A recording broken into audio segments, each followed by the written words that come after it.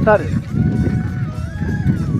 হনগুৰীয়া গাঁৱৰ ভাঙৰা গোহাঁই থানলৈ গৈ আছোঁ। আজিতো 25 ডিচেম্বৰ, যীশু খ্ৰীষ্টৰ জন্মদিন অৰ্থাৎ Christmas day. Merry Christmas. Christmas ডেৰ দিনা আমি পিকনিক পাৰ্টি, যিটো আমাৰ পাগলদিয়াৰ বৰ্তমান পশ্চিম পাৰ আছে, পশ্চিম পাৰে হনগুৰীয়া গাঁৱত অৱস্থিত ভাঙৰা গোহাঁইৰ থান, সেই প্ৰাকৃতিক পৰিৱেশৰ উপভোগ কৰি আৰু ভাঙৰা থানৰ ওচৰতে আমি আজি পিকনিক পাৰ্টি হিচাপে আহিছোঁ। উপভোগ কৰিম, এনজয় কৰিম। এয়া ফ্ৰেণ্ডছ চাওক, এয়া ভাঙৰা গোহাঁই থান যোৱাৰ পৰিৱেশ চাওক ফ্ৰেণ্ডছ। গছ লতিকাৰে ভৰপূৰ, জৈৱ বৈচিত্ৰ্যৰে ভৰপূৰ এনেহেন ঠাই নলবাৰী ডিষ্ট্ৰিক্টত মানে এতিয়াও ভৰপূৰ হৈ আছে ফ্ৰেণ্ডছ। আহিব আপোনালোকে ভাঙৰা গোহাঁই থানলৈকে আহিব। পাগলদিয়াৰ পশ্চিম পাৰে বৰ্তমান অৱস্থিত, তাতে আপোনালোকে পিকনিকৰ মজা ল'ব। আহিব ফ্ৰেণ্ডছ।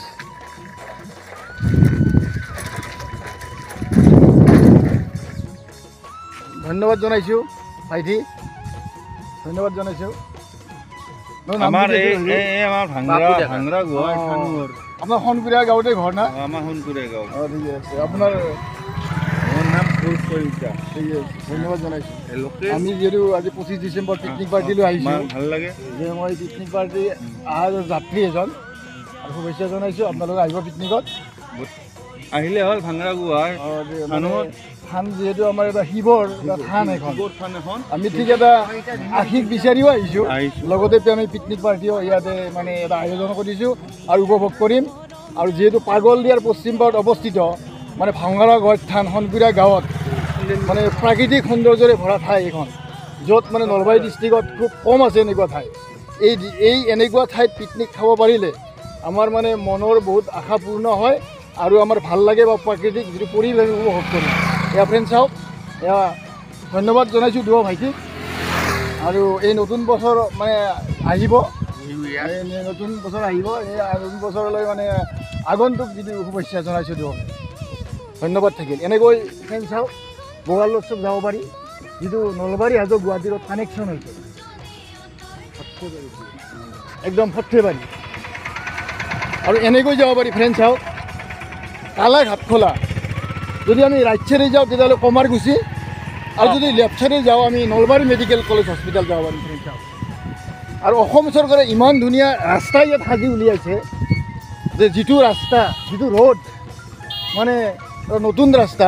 আপোনালোকে আহিব, আপোনালোকে যদি নলবাৰী মেডিকেল কলেজ হস্পিটেল যায় এনেকৈ যাব পাৰিব, কালা ঘাটখোলা হৈ লেফ্ট চাইডে যাব।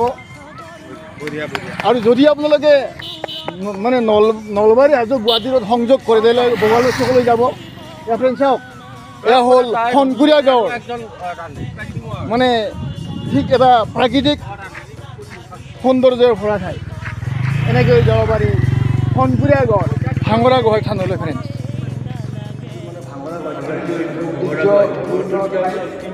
বছৰ আগৰে ভাঙৰা গোহাঁই সেই আগতে মানে যিটো ঠিক দুয়োটা মানে মৰাণ হৈ আৰু মানে যিটো পাগলদিয়া মানে জীয়ান হয়, দুয়োৰে মাজতে আছে। ধন্যবাদ জনাইছোঁ। আপোনাৰ নাম দিব? মোৰ নাম অজিত কুমাৰ শৰ্মা। অজিত কুমাৰ শৰ্মাক ধন্যবাদ জনাইছোঁ। এখেতে ইয়াৰে পুৰোহিত, মন্দিৰৰ সমস্ত দায়িত্ব এখেতৰ হাততে আছে বা কমিটি অৰ্পণ কৰিছে, মই ধন্যবাদ জনাইছোঁ। আৰু এই মন্দিৰৰ পৰিৱেশ ইমান সৌন্দৰ্যময় ঠাই যে আমি নলবাৰী ডিষ্ট্ৰিক্টৰ হনগুৰীয়া গাঁৱত 2 নং হনগুৰীয়া গাঁৱত অৱস্থিত এনেকুৱা ভাঙৰা থান চাওক।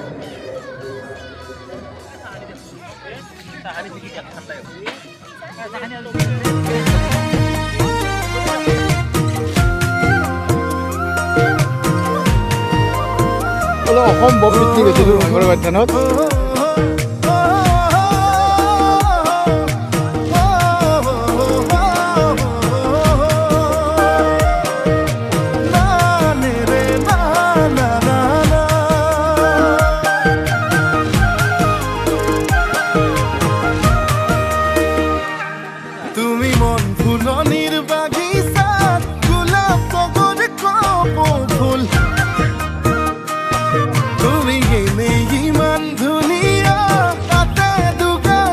দে তুল তুমি ফাগুনত ফাগুনি মলয়া বতাহ তুমি বহাগত নাচনি কহুৱা কপা ঘুই ঘুই নাচা নাচা ভাৱনতে জানৈ আকৌ পগলা হওঁ মই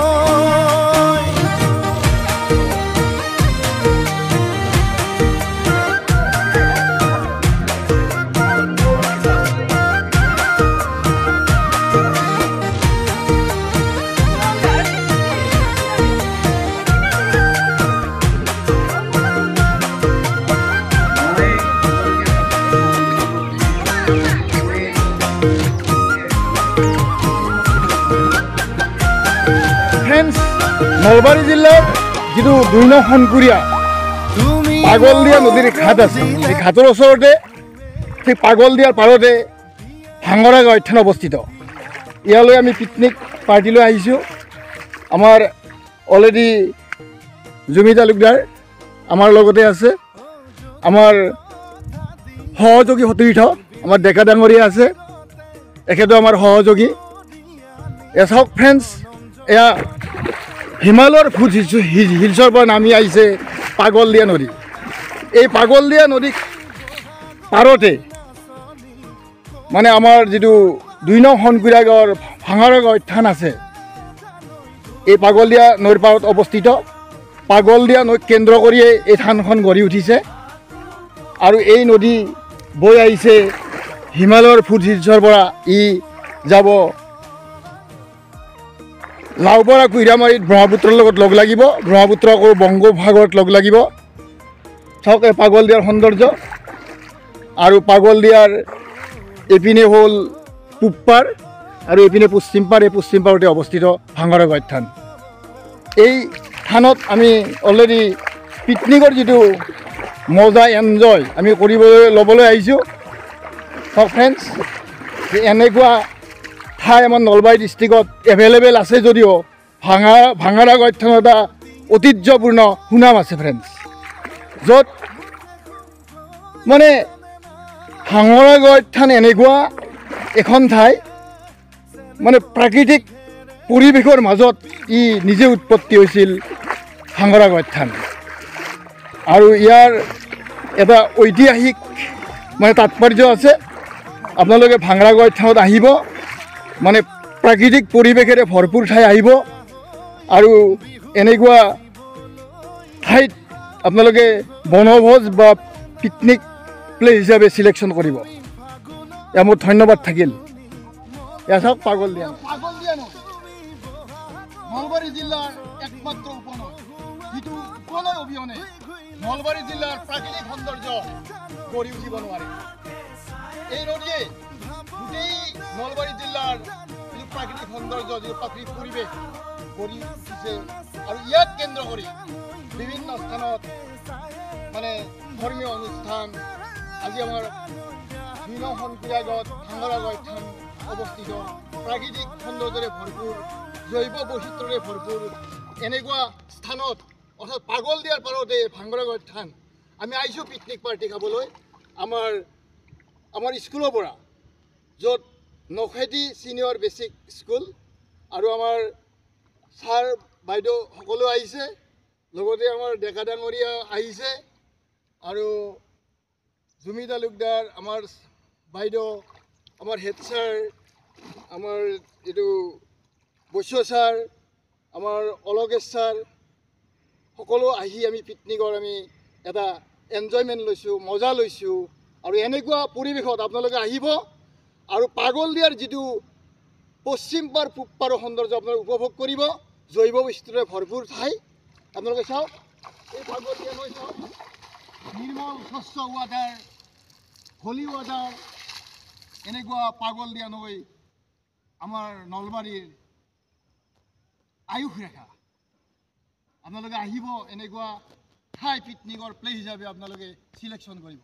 এয়া চাওক শংকুৰীয়া, এয়া দলং, ঘাটৰ দলং, পাগলদিয়া নদীৰ পাৰত অৱস্থিত। এইপিনে যাব পাৰি নলবাৰী মেডিকেল কলেজ হস্পিটেল আৰু এইপিনে যাব পাৰি বগলত চক, যিটো চক মানে সংযোগ হৈছে নলবাৰী গুৱাহাটী ৰোড।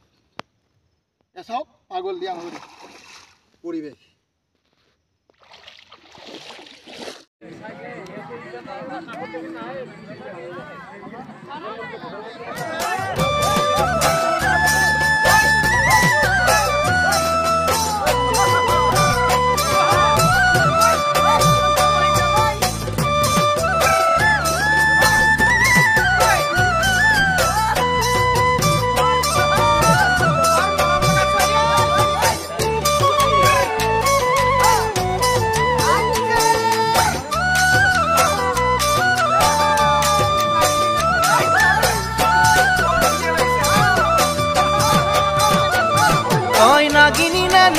সাঙৰ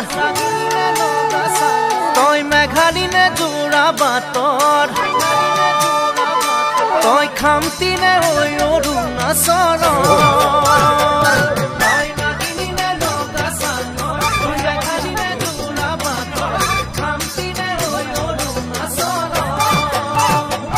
তোৰ ৰূপৰে তুলনা নাই বয়ামতে দেখা পালো হিয়াখনি জুমি চাৰু মৰমতে পামি গলো মই তই হেনো নাচনি বহাগৰ বিহুৱা মৰমৰে উমৰ তই হেনো মৰমী জানমণি অসম দেশৰ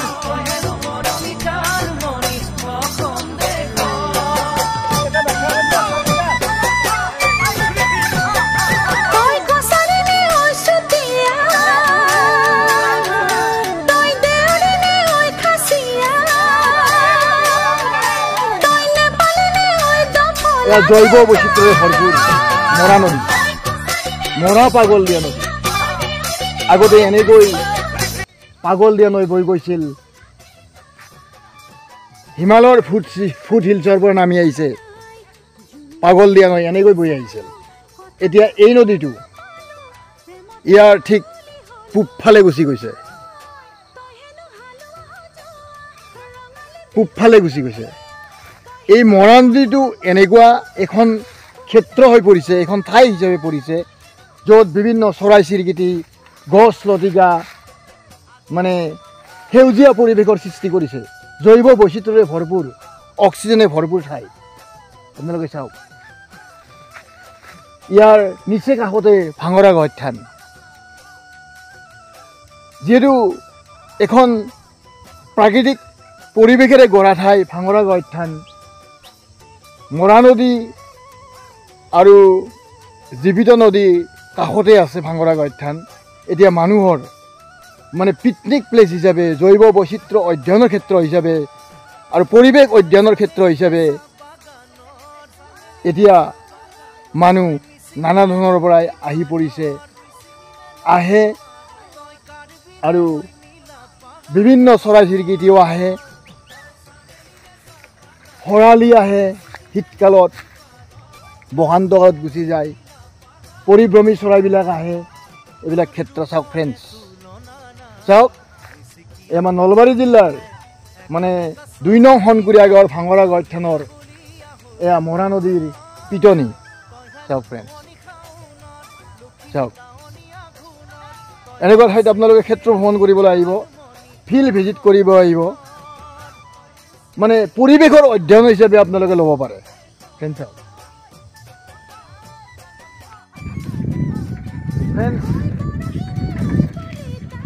নলবাৰী জিলাৰ ২ নং শনকুৰীয়া গাঁৱৰ ভাঙৰা গাঁৱত থান যিখন আছে, এই থানখনলৈ আপোনালোকে আহিব লাগিলে হাজো নলবাৰী ৰোডৰ মানে আপোনালোকে বগালৰ চকলৈকে আহিব, তাৰ পৰা পূবে সোমাই আহি ঠিক মোটামুটি